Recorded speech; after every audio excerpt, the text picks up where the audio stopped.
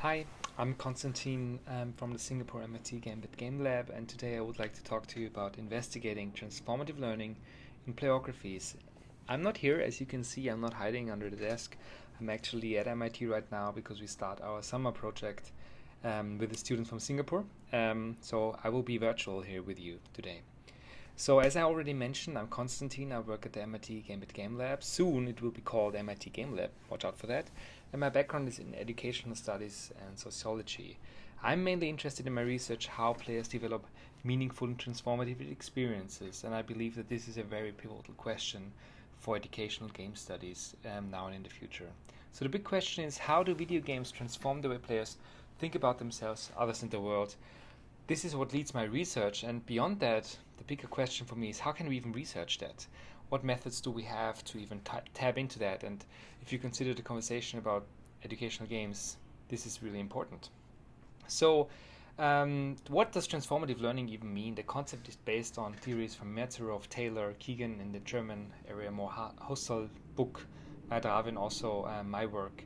And it is about how you develop new perspectives and on the world, and how you change the way you think from what you learn to how you learn. So it's not an informational learning, it's something that really changes the way you think about yourself in general. The question is, in games, we experience these transformations. We transform ourselves as players. But does it really impact us, and does it really change the way we think about ourselves also in real life? This is the question that we have to follow and that I follow in my research. So one question was, what methods do we have? There are biographic narrative interviews. There is an interesting method of mapping experiences.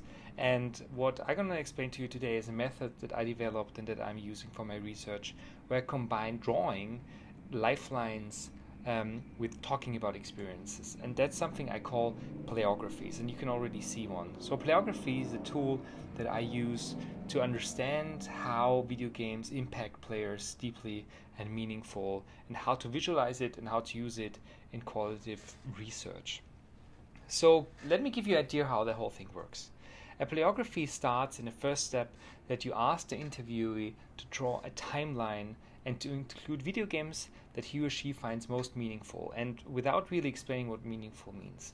The bigger the bubble is the person draws, the more meaningful the experience is. And you kind of like draw a timeline and include the bubbles and the games that are around the bubbles. In a second step, you ask the person to structure their playography, kind of like give a structure to the different phases of his or her life. And then there is a qualitative narrative interview where the person explains the experiences and deepens the context, articulates what meaningful means and why a certain game is most meaningful.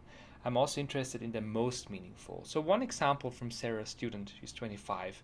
She, for instance, has Monkey Island as one of the most meaningful, and she found that in Monkey Island she experiences something that was meaningful for her whole life, because she realized, kind of like for her life is often like being a pirate, and the experience of being new and understanding a new context is something she learned in Monkey Island the first time, but she's and recontextualizing it in her real life too.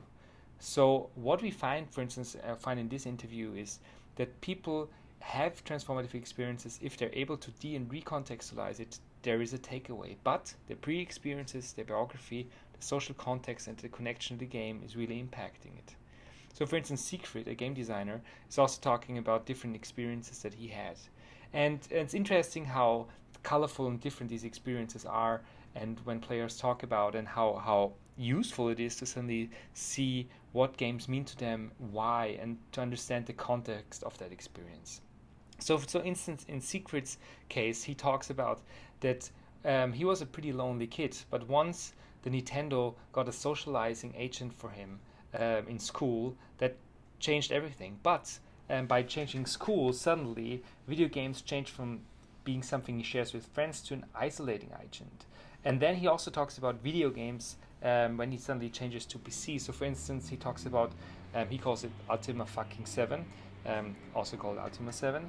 And he talks about, for instance, when he suddenly realizes that this game really changes the way that he thinks about video games, and the way he thinks about fiction, and how this game really impacted him as a person. He shows in this interview that I'm happy to share with you in detail after this talk, that technology and game design can really impact intra-individual, intra-case patterns, and that every game history is very unique, never generalizable, and very related to cultural and subjective context.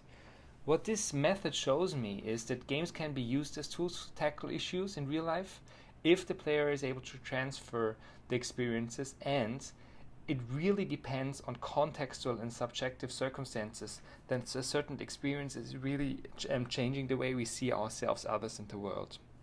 The limits of the method I clearly see is it's only retrospective. You always look back. It's not standardizable. It's only happening for a specific person. Histories change, and there are different forms of transfer and of transformation.